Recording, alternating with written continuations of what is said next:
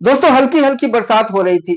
एक 26-27 साल की बहुत ही खूबसूरत महिला जिसका नाम मानसी था, अपनी 4 साल की बेटी के साथ खड़ा होकर के ऑटो का इंतजार कर रही थी। जितने भी ऑटो वाले उस रास्ते से आ रहे थे सबको हाथ दे रही थी, लेकिन मौसम इतना खराब था कि कोई भी ऑटो वहां पर रुकने के लिए तैयार नहीं था। तभी अचानक से उसके सामने एक ऑटो आकर के रुकता है, जिसको उसने हाथ भी नहीं दिया था, जिसको उसने आवाज भी नहीं लगाया था। लेकिन अचानक वो देखती है कि उसके सामने एक ऑटो आकर के रुका है, तो तुरंत उस ऑटो में अपनी बेटी को लेकर के बैठ जाती है। ऑटो वाला वहां से ऑटो स्टार्ट करके चलने लगता है। तभी मानसी की नजर उस ऑटो ड्राइवर के बगल में लगे हुए मिरर की तरफ जाता है, और उस मिरर में से उस ऑटो ड्राइवर के चेहरा को जैसे ही देखती है वो बेचैन हो उठती है। उसकी हालत खराब हो जाती है। उस व्यक्ति को जैसे ही देखती है वो सोचने लग जाती है कि आखिर ये यहाँ पर कैसे आ गया है।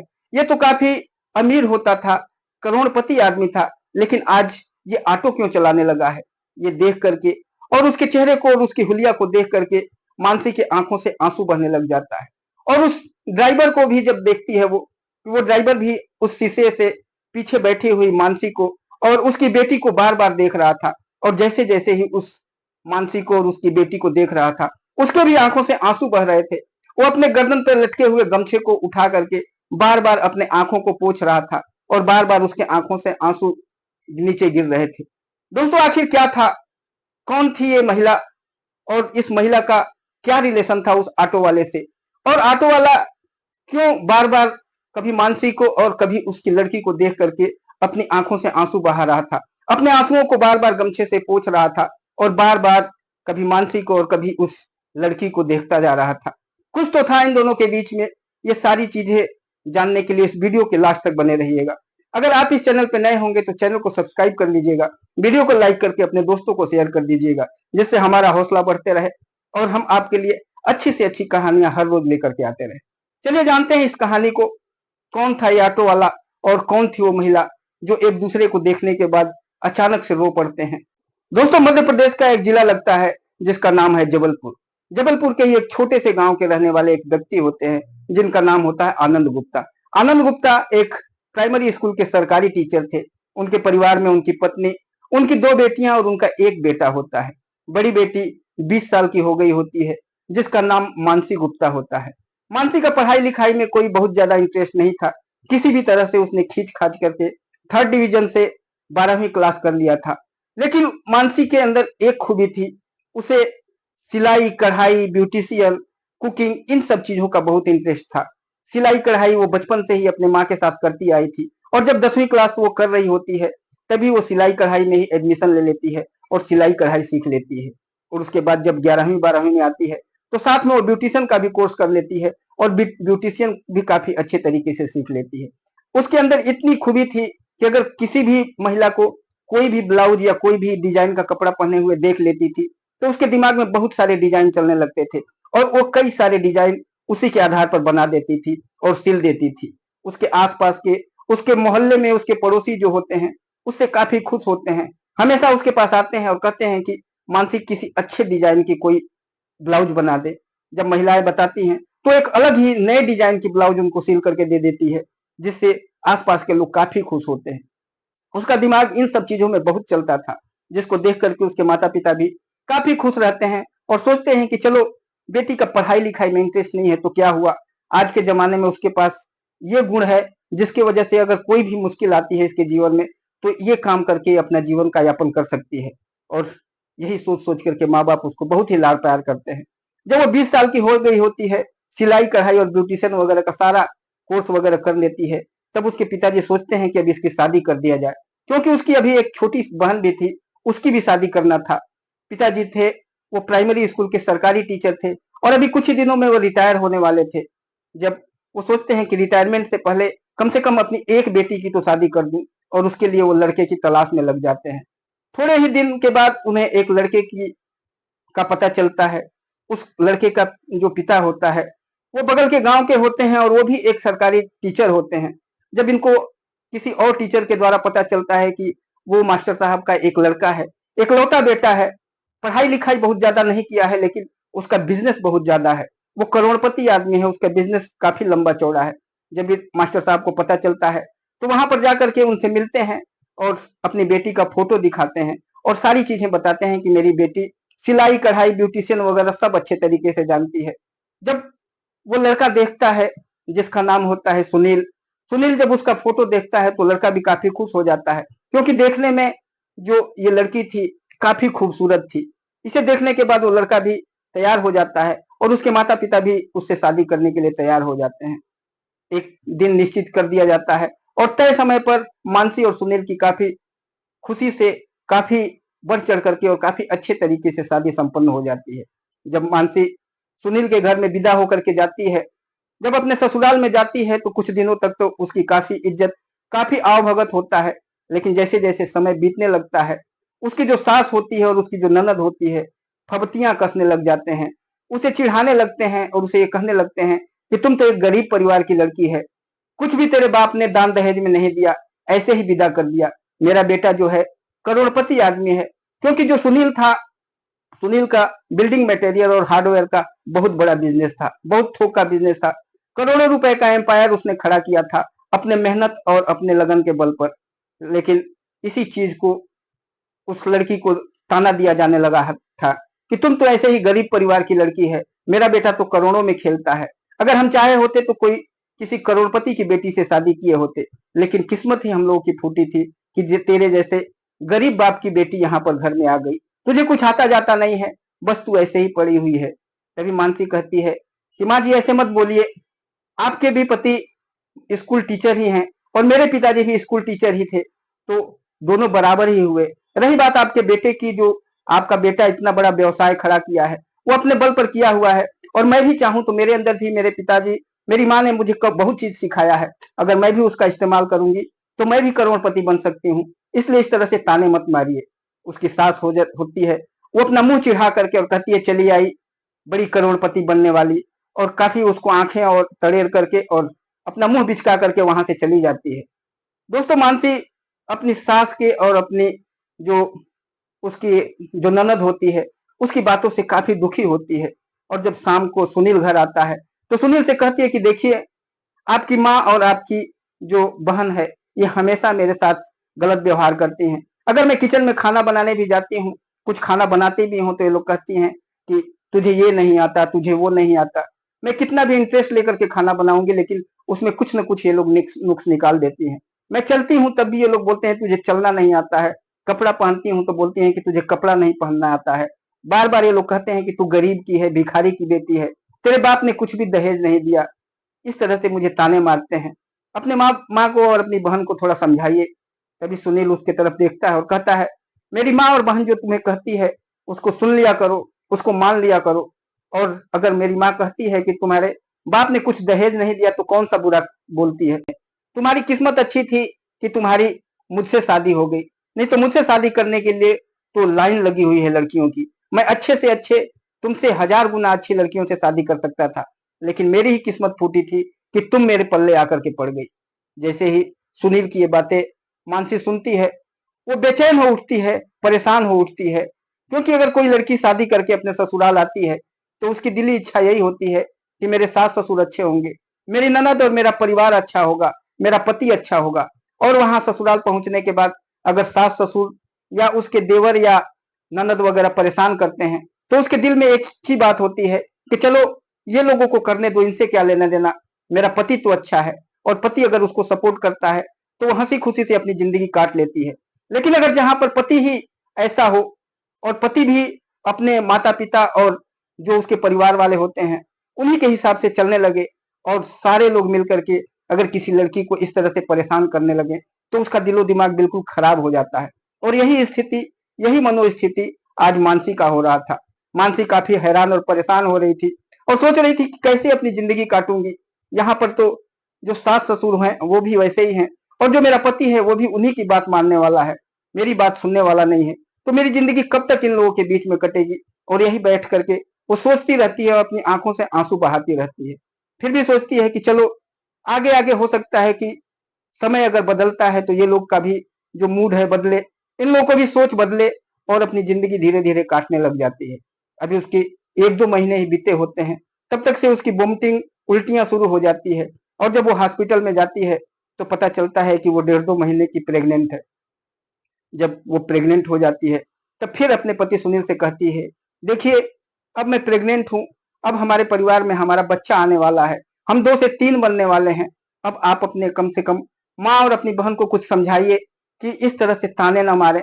हर दिन मुझे परेशान करती हैं ये लोग, और अगर मैं कुछ खाना-पीना बनाती हूँ, तो उसमें उँगलियाँ उठाती हैं, उल्टी-सीधी बातें करती हैं, थोड़ा आप समझाइए। तो सुनील कहता है कि तुम्हें अपनी मेरी माँ और मेरे पिता और मेरी बहन के हिसाब से ही चलना होगा। मेरी माँ जैसा चाहती है वैसा ही तुम्हें करना पड़ेगा, और अगर तुम ऐसा नहीं करती हो तो तुम्हारे लिए अच्छा नहीं होगा। सुनील उसको डांट देता है, और जब सुनील की ये बातें सुनती है तो काफी परेशान रहने लग जाती है, लेकिन अब किसी तरह से अपनी जिंदगी को काटना शुरू कर देती है। कहते हैं कि जब बच्चा अगर पेट में होता है तो उस महिला का काफी सेवा सत्कार करने की जरूरत होती है, उसे विटामिन वगैरह की जरूरत पड़ती है, लेकिन इस घर में तो उसको खाना तक अच्छे ढंग से नहीं दिया जाता था, उसे और परेशान किया जाता था, लेकिन वो किसी भी तरह से अपनी जिंदगी को काटती रहती है, और ऐसे ही समय बीतता रहता है।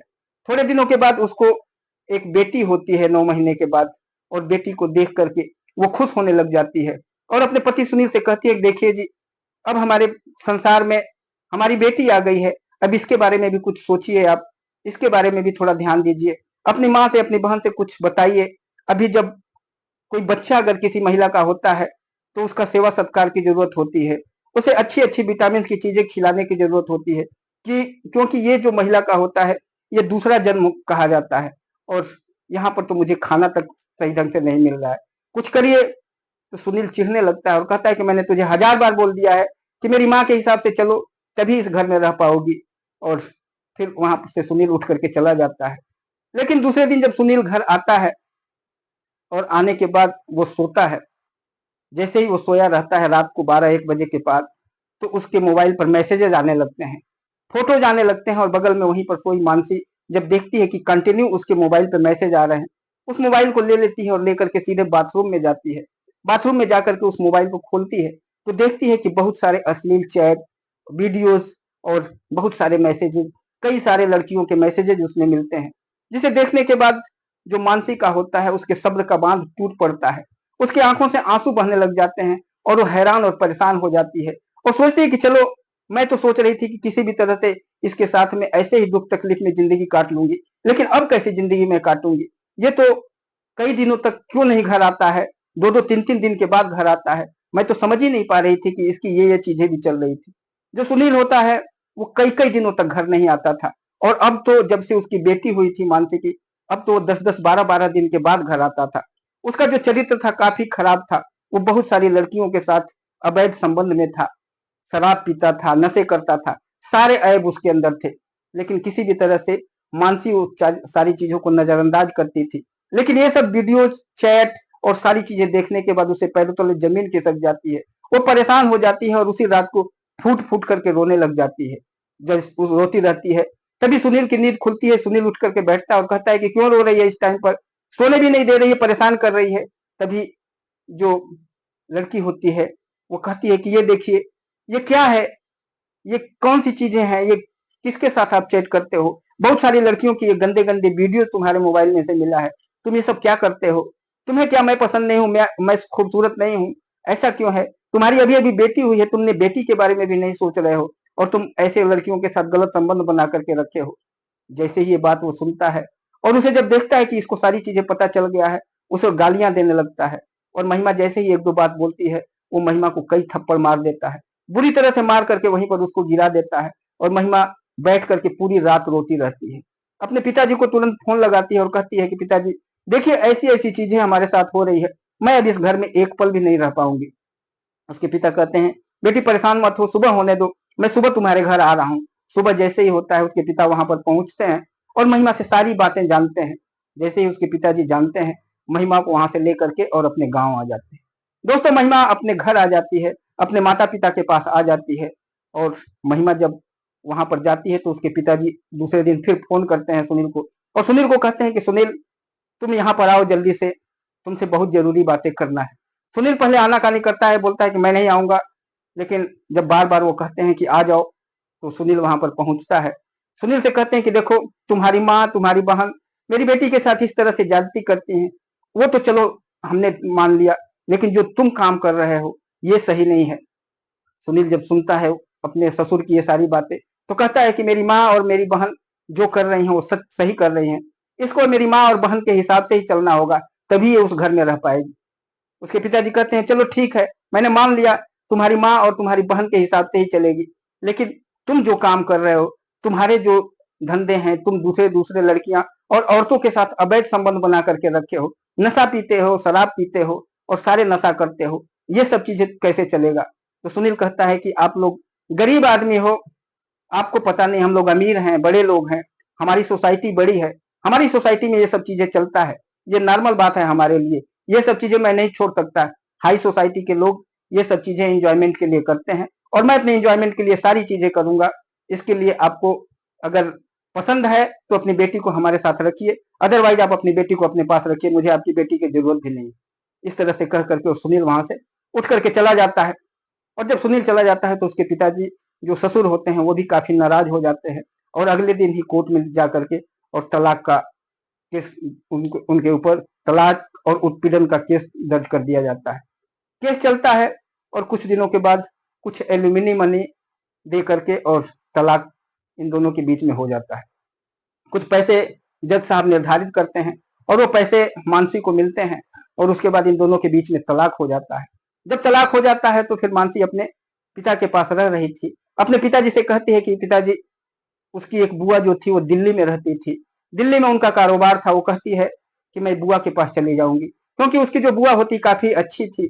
और बुआ ने फोन करके मानसी को कहा था कि तुम्हारा वहां दिल नहीं लगेगा, तुम्हारे ऊपर इतनी घटनाएं घटी हैं, तुम मेरे पास आ जाओ और कुछ दिन यहाँ पर दिल्ली में रहोगी, हमारे साथ घूमोगी फिरोगी तो तुम्हारा मन हल्का हो जाएगा। और फिर जब बुआ उसको अपने यहाँ बुला लेती है, मानसी वहां पर दिल्ली चली जाती है। मानसी जब दिल्ली जाती है और दिल्ली की आबो हवा में जब वो देखती है कि यहाँ पर कैसे लोग इतने बड़े बड़े बिजनेस, इतने बड़े बड़े एम्पायर खड़ा किए हुए हैं, उसका दिलो दिमाग बदलने लग जाता है और वो सोचने लगती है कि मैंने भी तो ब्यूटिशियन और सिलाई कढ़ाई का कोर्स किया हुआ है।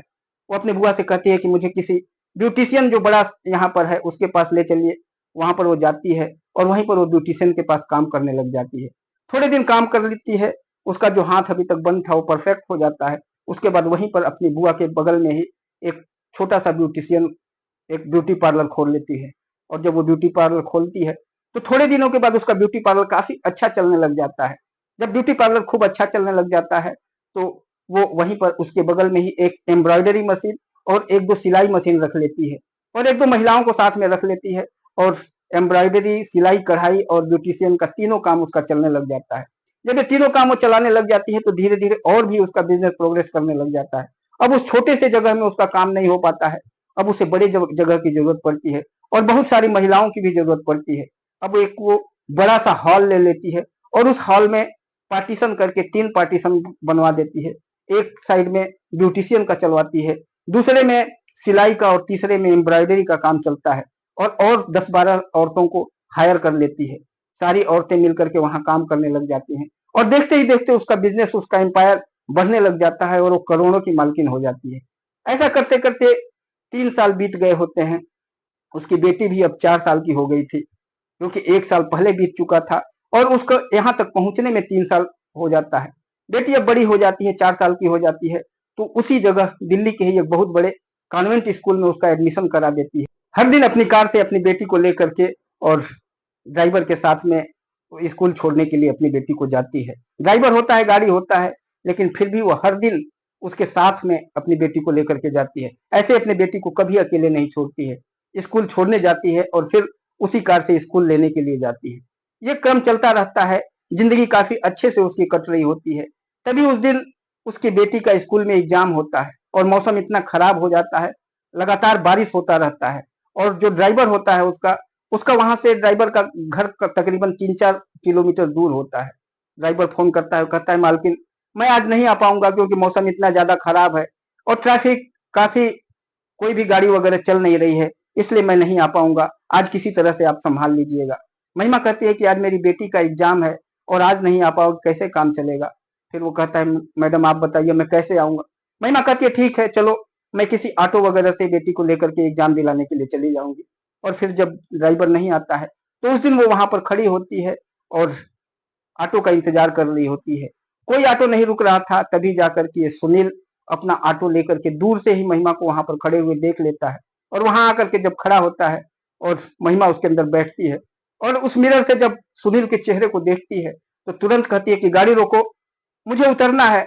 महिमा की आंखों में भी आंसू होता है और सुनील के भी आंखों में आंसू होता है। महिमा रोती रहती है और सुनील भी रोता रहता है। बार बार सुनील अपने गमछे से अपने आंखों को पोंछता रहता है, कभी महिमा की तरफ देखता है तो कभी अपनी बेटी की तरफ देखता है, अपनी बेटी के गाल को अपने हाथों से छूता है और कहता है कि मेरी बेटी इतनी बड़ी हो गई है। महिमा कहती है तुम्हारी बेटी नहीं है, तुमने उस दिन हम दोनों को छोड़ दिया था, उस टाइम तो तुमने अपनी बेटी का चिंता नहीं किया, आज तुम अपनी बेटी के बारे में सोच रहे हो, हमको यहीं पर उतार दो, हम यहाँ से चले जाएंगे। तभी जो सुनील होता है अपनी आंखों में आंसू लिए हुए महिमा के पैरों को पकड़ लेता है और कहता महिमा मुझे माफ कर दो, मुझसे बहुत भूल हो गई, मुझसे बहुत बड़ी गलती हो गई, मैं नशे की गिरफ्त में और गलत औरतों के चक्कर में पड़ करके और तुम्हारी जैसी नेक पत्नी को मैंने छोड़ दिया, मुझसे बहुत भूल हो गई, मुझे एक बार माफ कर दो। महिमा उसके ऊपर चीखती रहती है और चिल्लाती रहती है और कहती है कि तुम माफ करने के लायक इंसान हो ही नहीं, तुम उस समय छोड़ दिए जब मेरी बेटी मात्र 6 महीने और 1 साल की थी, तुमने इतना भी चिंता नहीं किया, उस समय तो तुम्हें अपनी माँ बहन और तुम्हें अपना परिवार दिख रहा था, वो अवैध लड़कियां औरतें दिख रही थी जो तुम्हारे साथ रंगरेलियां मनाती थी, उस समय तुम्हें अपनी पत्नी की जरूरत नहीं थी, आज तुम्हें पत्नी की जरूरत पड़ रही है। दोस्तों इस तरह से वो बोलती रहती है। तभी सुनील कहता है कि देखो बाहर मत खड़े हो, बाहर बारिश हो रही है, तुम गाड़ी में बैठ करके जो भी बोलना है जो भी गालियां देना है मुझे देती रहो। तभी महिमा अपनी बेटी को लेकर फिर गाड़ी में उस ऑटो में बैठ जाती है और फिर बैठने के बाद कहती है कि चलो ठीक है जो कुछ भी हुआ, लेकिन ये बताओ कि तुम तो एक करोड़पति आदमी थे, तुम्हारा इतना बड़ा एम्पायर था, तुम्हारा इतना बड़ा बिजनेस था, तुम्हारा तो बिल्डिंग मटेरियल और हार्डवेयर का इतना बड़ा बिजनेस था और तुम यहाँ पर ये ऑटो लेकर के कैसे चला रहे हो, मुझे ये बातें समझ में नहीं आती है। तभी जो सुनील होता है अपने आंखों से आंसू बहाने लगता है, रोने लगता है, फूट फूट कर रोने लगता है और महिमा से कहता है महिमा जिस दिन तुम मुझे छोड़ करके चली गई थी और मैं गलत लड़कियों गलत औरतों के चक्कर में उनसे संबंध बनाने लग गया था, उसके बाद जिसके जिसके साथ मैंने संबंध कायम किया, जिस लड़कियों के साथ मेरे संबंध थे सारे ने मेरा पैसा लूटना शुरू किया, मुझे इस तरह से लूटा कि मेरा जो दुकान था दुकान भी बिक गया और कुछ लोगों से लोन लेकर के मैंने दुकान में जो सामान वगैरह जो मंगाया था, जो बैंक वगैरह से लोन लेकर के जो मैं अपना बिजनेस वगैरह कर रहा था, वो बैंक वालों का हमारे घर पे डेली आना जाना शुरू हो गया, डेली बैंक वाले टॉर्चर करना शुरू कर दिए और पैसा मांगने लग गए, डेली पिताजी को गालियां देने शुरू कर दिए, मुझे गालियां देने शुरू कर दिए, जिसका मैंने पैसा लिया था वो लोग पकड़ कर जहां भी पकड़ते थे वहां मारने पीटने शुरू हो गए। पिताजी भी काफी परेशान हो गए और मैं भी काफी परेशान हो गया। उसके बाद मैंने सोचा कि अब इस जगह को छोड़ करके कहीं जाना ही होगा, क्योंकि दुकान जो थी शराब के नशे में और इस तरह के गलत हरकतों की वजह से मेरी दुकान चलना बंद हो गई थी, जिसकी वजह से मजबूरन बैंक का लोन वगैरह चुकाने के लिए मुझे दुकान वगैरह सब कुछ बेचना पड़ गया। सब कुछ बेच करके और दुकान वगैरह बेच करके मैंने बैंक का जो लोन था वो चुकता किया और उसके बावजूद भी कुछ लोगों का जो पैसा मैंने लिया था वो डेली आ धमकते थे और गालियां मारपीट करना शुरू करते थे। तभी मैंने सोचा कि चलो इस जगह को छोड़ करके और चला जाऊं और कहीं ना कहीं कमा करके जो पैसे कमाऊं उससे अब भेज करके अपने पिताजी को दूं और इन लोगों का धीरे धीरे पैसा चुकता किया जाए। फिर मैं वहां से दिल्ली आ गया और दिल्ली में यहाँ पर एक ऑटो लोन पर निकाला मैंने और उसी को चलाने शुरू कर दिया। इसका इंस्टॉलमेंट हमेशा हर महीने भरता रहता हूँ और इसी ऑटो को चलाता हूँ। जो पैसे इससे इनकम होते हैं वो कुछ पैसे अपने खर्चा बर्चा के लिए रख करके और बाकी पैसे अपने पिताजी को भेज देता हूँ और जिसका भी हमने उधार लिया हुआ था वो धीरे धीरे मेरे पिताजी उसको चुकता कर रहे हैं और ऐसे ही जिंदगी कट रही है। दोस्तों ये बातें जब वो सुनती है तो वो भी काफी परेशान होने लगती है। मानसी के भी आंखों से आंसू बहने लग जाते हैं और फिर मानसी कहती है कि चलो मुझे ले चलो और मेरे घर पर छोड़ करके आ जाओ। वो ऑटो लेकर के घर जाता है और घर जब जाता है तो कहती है कि आ जाओ घर के अंदर बैठो। जब वो घर के अंदर जाता है तो उतने आलिशान बिल्डिंग को देख करके दंग रह जाता है और कहता है मानसी तुम कौन सा बिजनेस करने लगी हो कि इतने सारे पैसे तुम्हारे पास आ गए, इतनी बड़ी आदमी, मुझे तुम्हारा ठाट बाट देख करके मैं दंग रह गया हूँ। तभी मानसी कहती है कि तुम क्या सोचते थे, तुम क्या सोचे थे कि मैं इसको रोड पर छोड़ दूंगा तो ऐसे ही रोड पर रह जाएगी। मैंने मेहनत किया और जी जान लगा करके अपना बिजनेस किया। मैं एक ब्यूटिशियन और सिलाई कढ़ाई वगैरह सब कुछ करवाती हूँ। मेरे पास 14-15 लोग काम करते हैं और मेरे पैसे की कोई कमी नहीं है। अब मेरी बेटी भी काफी अच्छे तरीके से पढ़ रही है। ये जो बंगला देख रहे हो, जो घर देख रहे हो, इसको अभी अभी जस्ट मैंने खरीदा है। ये जो मेरे पास फोर व्हीलर खड़ी है, ये भी मैंने खरीदा है। जब ये सारी चीजें देखता है सुनील तो काफी खुश होता है कि चलो मेरी पत्नी इतनी आगे बढ़ गई। तभी वो कहता है कि ठीक है, मैं अब जा रहा हूँ। मानसी कहती है ठीक है तुम जाओ, और मानसी तुरंत 10,000 रुपए निकाल करके उसके हाथ में दे देती है और कहती है कि जाओ और ये इस महीने का जो इंस्टॉलमेंट तुम्हारा होगा गाड़ी का वो भर देना। उसके बाद अपना फोन नंबर देती है और कहती है ये फोन नंबर ले लो, जब भी तुम्हें जरूरत पड़ेगी किसी पैसे की या किसी चीज की जरूरत पड़ेगी तो मुझे फोन करते रहना और मैं तुम्हें पैसे भेजवा दूंगी। तभी जो सुनील होता है कहता है कि मानसी मुझे माफ कर दो और ऐसा करो कि हम फिर से एक साथ हो जाएं। मानसी फिर चीखने लगती है और कहती है कि अब वो चीजों का अब गुंजाइश नहीं है कि अब हम फिर से पति पत्नी बन करके रहेंगे।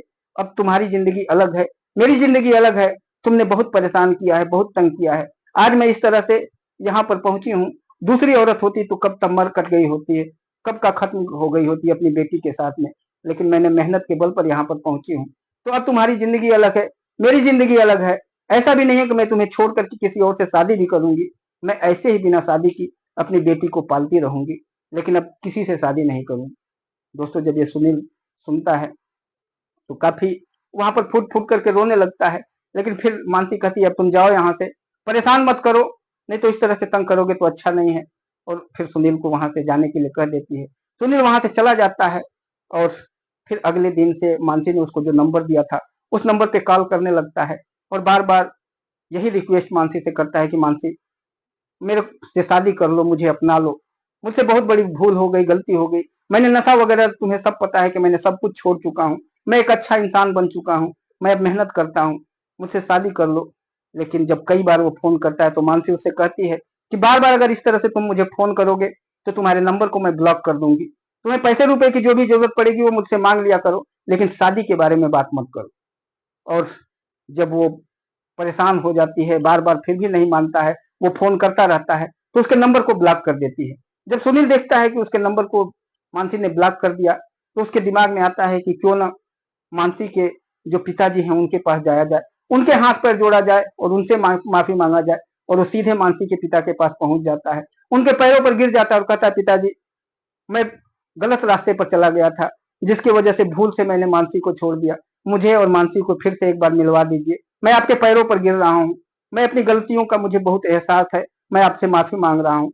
जब उसके पिता मानसी के पिताजी और माताजी को जब ये बातें पता चलती है वो भी खुश होते हैं, क्योंकि वो भी कई बार मानसी से कह चुके थे कि तुम शादी कर लो और मानसी शादी करने के लिए तैयार नहीं थी। तो वो भी सोचते हैं कि क्यों ना इसी से फिर से शादी करा दिया जाए, क्योंकि इतनी बड़ी इतनी पहाड़ सी जिंदगी है, वो कैसे अकेले काटेगी।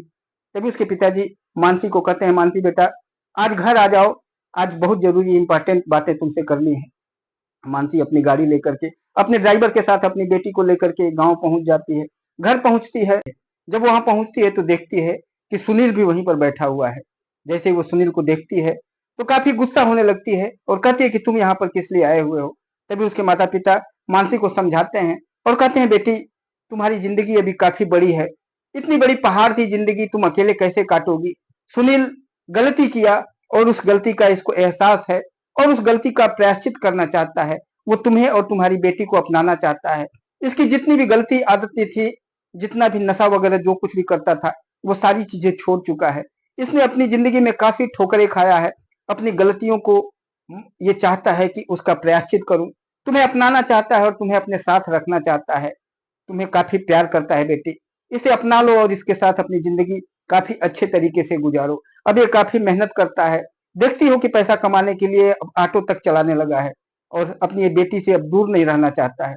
इसे अपना लो और इसको अपने साथ में पति बना करके रहने लग जाओ।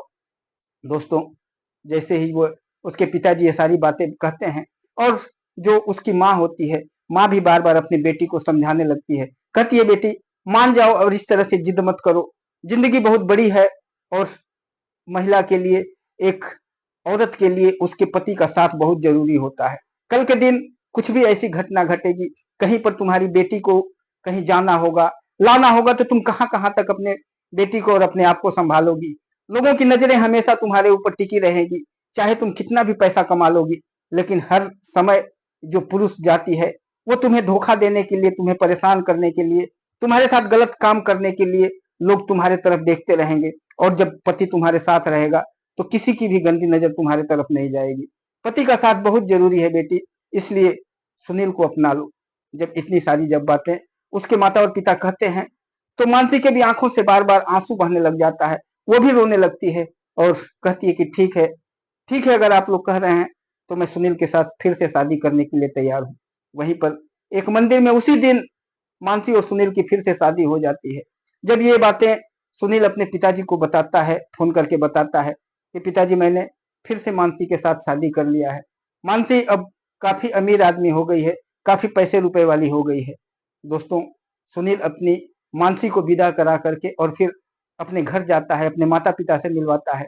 उसकी माँ भी अपनी गलतियों के लिए माफी मांगती है, मानसी से कहती है, मानसी तुम्हें हम लोगों ने काफी परेशान किया। उसकी जो बहन होती है सुनील की, उसकी शादी हो गई होती है, लेकिन शादी के बाद वो अपने ससुराल से मैके ही आई हुई थी, अपनी माँ के पास आई हुई थी। वो भी मिल जाती है, वो भी अपनी भाभी के पैरों पर गिर करके और माफी मांगने लगती है। कहती है, भाभी तुम्हें बहुत तंग किया, हम लोगों ने बहुत परेशान किया, उस चीज का हमें मलाल है और जिंदगी भर मलाल रहेगा अगर जब तक तुम हम लोगों को माफ नहीं करोगी। जो मानसी काफी अच्छे विचारों की थी, अपनी जो ननद थी उसके बाजुओं को पकड़ करके ऊपर उठाती है, उसे गले से लगा लेती है, अपने सास के पैरों को छू लेती है, अपने ससुर जी को देख करके उनके पैरों को छू लेती है और कहती है कि आप लोगों ने जो गलती किया, आप बड़ों को तो मैं गलती नहीं कर सकती कि बड़े गलती किए हैं। वो समय की ऐसी कुछ विडंबना है कि उस समय में आदमी के साथ गलती हो जाता है, उसका एहसास आप लोगों को है, ये सबसे बड़ी चीज है। और आप तो मेरे सास ससुर मेरे माता पिता के समान है, आप लोगों से कोई ग्लानि नहीं है, मुझे कोई तकलीफ नहीं है। और मेरी जो ननद है, ये मेरी छोटी बहन के तरह से हैं, और छोटों को माफ करना तो बड़ों का फर्ज बनता है। मैंने इनको भी माफ कर दिया, अब हम लोग सारे लोग काफी हंसी खुशी से अपनी जिंदगी निर्वाह करेंगे। दोस्तों, उसके बाद मानसी सभी के साथ काफी अच्छे से मिल करके रहने लग जाती है। वो दिल्ली में उसने काफी अच्छा व्यापार, काफी अच्छा बिजनेस स्टार्ट किया था, गाड़ी बंगला सब कुछ वहां पर था। उसके बाद सभी को लेकर के दिल्ली जाती है और वहीं बंगले में लोग रहते हैं और काफी दिनों तक लोग हंसी खुशी से एंजॉय करने लग जाते हैं। जब छोटी सी बेटी जो मानसी की होती है, उसे भी पता चल जाता है कि मेरे पिताजी हैं, और जब मानसी कहती है कि बेटी यही तेरे पिताजी हैं, तो पिता के गले में लग करके काफी देर तक खेलती रहती है और कहती है, पिताजी आपने इतने दिनों तक अपनी बेटी से मिलने क्यों नहीं आए। पिता भी अपनी बेटी को देख देख करके आंसू बहाता रहता है सुनील, और कहता है, बेटी मुझसे गलती हो गई, माफ कर दो, तुम्हारी माँ के को भी बड़ा दिल दुखाया है मैंने। और फिर सारे लोग एक दूसरे से मिल करके और हंसी खुशी से रहने लग जाते हैं। दोस्तों, इस तरह से एक बिछड़ा हुआ परिवार मिल जाता है। एक लड़की जिसने पढ़ाई लिखाई अच्छे से नहीं किया था, लेकिन अपने बलबूते पर और अपनी नॉलेज के ऊपर और इतना बड़ा मुकाम हासिल किया, ये काफी काबिले तारीफ है। आपको ये कहानी कैसी लगी? अगर कहानी अच्छी लगी होगी तो वीडियो को लाइक कर दीजिएगा और वीडियो के अंत में एक प्यारा सा कमेंट जरूर करिएगा। फिर मिलेंगे किसी और वीडियो में, तब तक के लिए नमस्कार।